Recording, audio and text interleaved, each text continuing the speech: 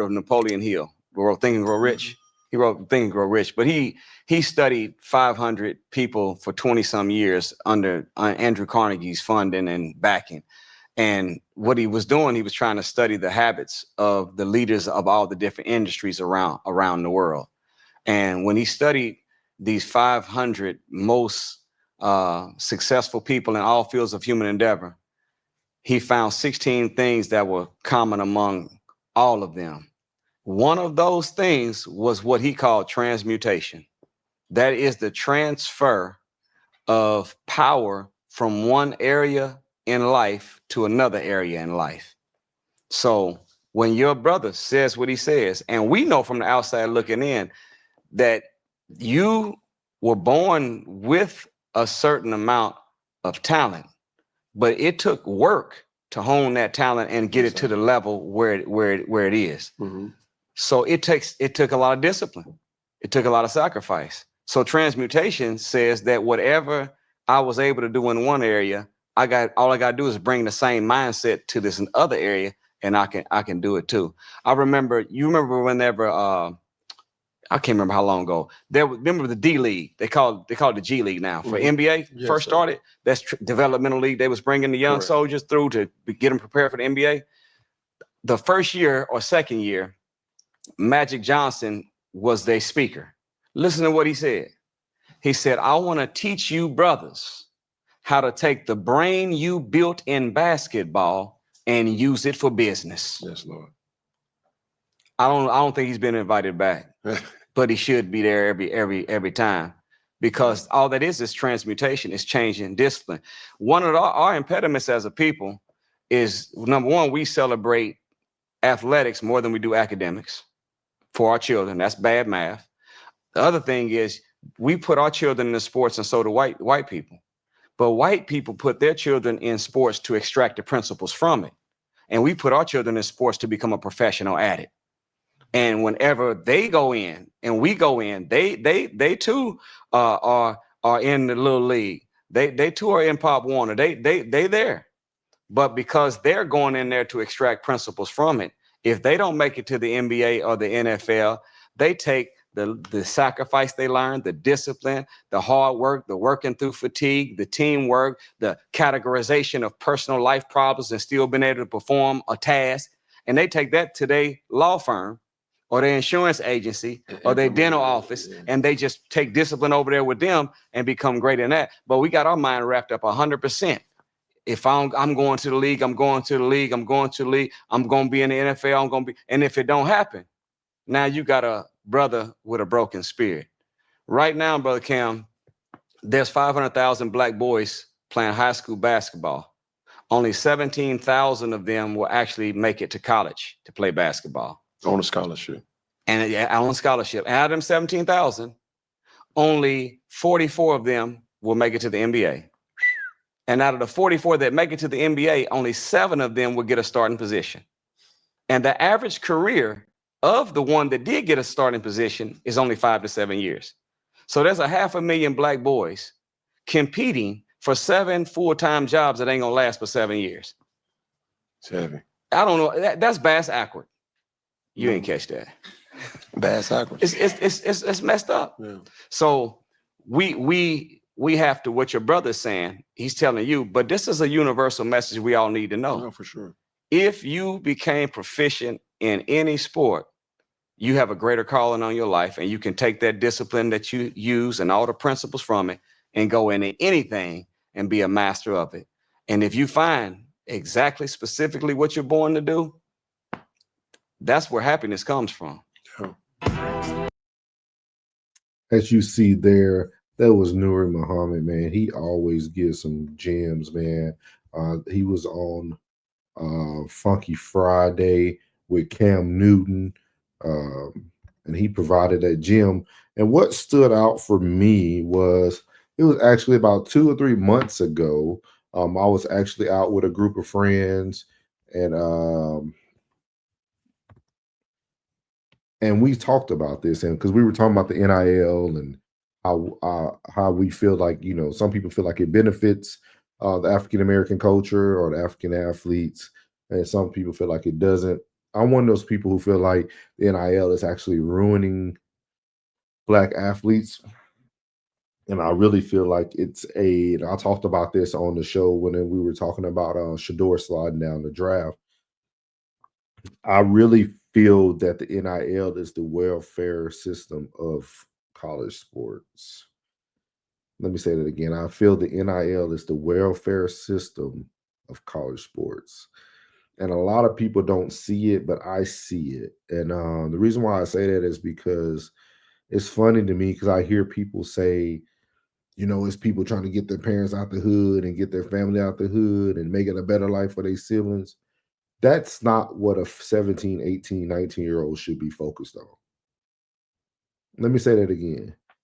Getting your family out the hood, getting everybody out the hood is not what a 17, 18-year-old should be worrying about. That's not something they should be focused on.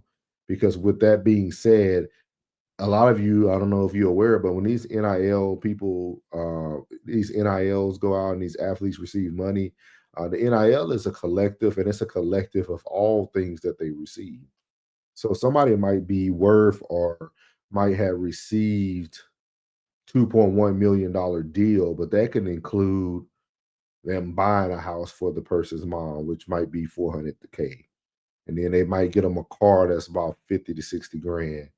So you're looking at almost $500,000 gone out of a $2.1 million NIL deal. And then let's focus on now this person wants to go buy a chain that's about 20 grand. Like, so it adds up over time. And before you know it, the young man finishes college, doesn't get drafted, and then he started from square one again. And he can't afford the home that he was able to provide for his mother and his family and the people that he got out the hood. And I want to explain that because it's weird to me that we have normalized young men and women getting their family out of the hood. Like, where is that? Where are we doing that yet?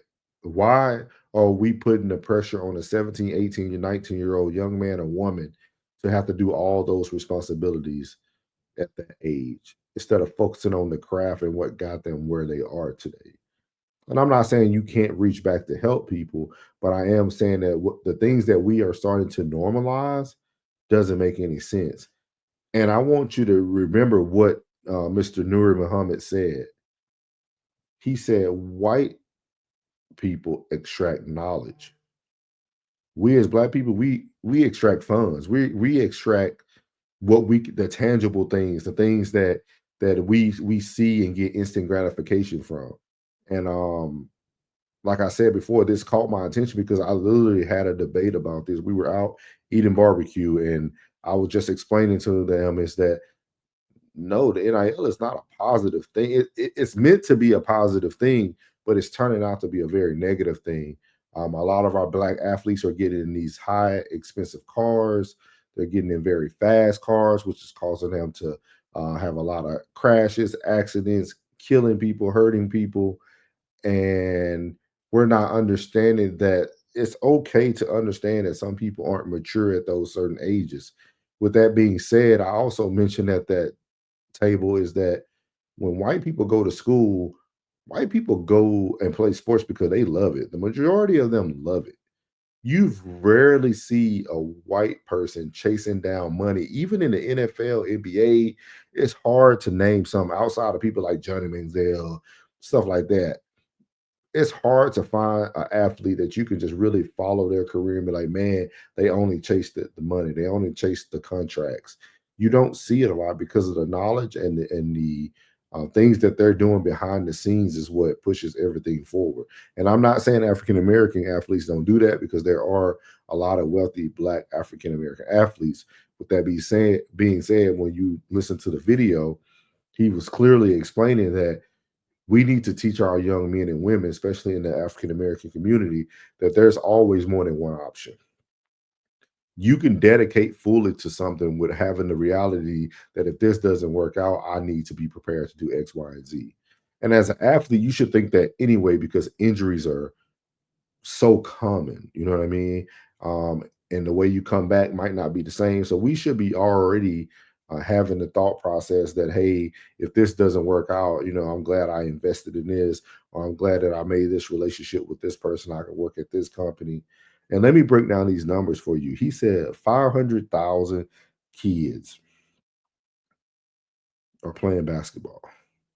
17,000 of them will go to college on a scholarship. 44 of them will get drafted or picked up by the NBA.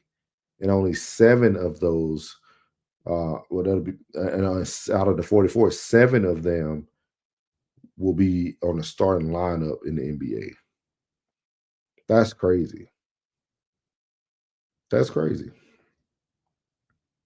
And when you think about those numbers and those statistics, why not be honest with yourself? Not why are you a 5'6" receiver, 155 pounds? Yeah, you set high school records. Yeah, you're good in college, but do you really feel like that's going to translate into the pros? Even though you do see the one-offs, right? Not people probably that true height, but short people like Tyreek Hill. You see those Winfrows. You see what's those other guys' name? Cooper Cubs. You see people like that. With that being said, those careers only last so long, and also a lot of those people that I named were white receivers who are willing to do things that a lot of us aren't willing to do, like putting our bodies on the line, going across the middle, taking hits, concussions, things of that nature. Like it's that Rudy thought process. When you see the movie Rudy was willing to do anything and everything. He didn't care how hurt he was. He didn't care what pain he was in. He was going to go to practice. He was going to prove himself at Notre Dame every day. And you have people like that. But in today's society, we don't have that many of those Rudies. So I just really wanted to come here today to react to that video, let you guys know that, hey, you need to have more than one plan. And if you don't want to call it a plan, you need to have more than one option. Because plan A should be to extract knowledge.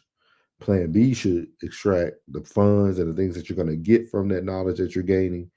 And then plan C should be doing what you're happy doing. And I think that was a very important thing that he put there, is like doing what you're happy doing and understanding what's realistic and what's not. So just think about that. But I want you guys to be very careful with these NIL deals. I want you guys to really follow suit. I know a lot of people dislike Nick Saban because of his thoughts about it. With that being said, the first thing people always said was all the money he made off these athletes. Yeah, but you got to think about all the trouble he kept all those athletes out of. Because what we're seeing today is just what was hidden in the past. All these DUIs, all these kids going to University of Texas and saying that this location that allowed that young man who received a DUI to drink at the age of 18. And then at 18, he's very young and immature and nervous, and he got pulled over and he spilled all the beans about everything that's going on at that location. With that being said, those things have been covered up for years, decades upon decades upon decades. But now you're getting people who are younger, people who are not mature enough, and those things aren't going to happen anymore because coaches, it's some athletes getting paid more than coaches. So coaches are going to cover up for someone who is pretty much taking their livelihood from them as well. So just something to think about. But big shout out to Cam Newton on his show, Funky Fridays, and Nuri Muhammad. Again, watch the whole episode. I think it's like 3 hours long. But the gems he dropped is amazing. He's always on top of things. So as I end every video, God loves you, which is most importantly. I love you. You're beautiful, and your boy is out. Let go.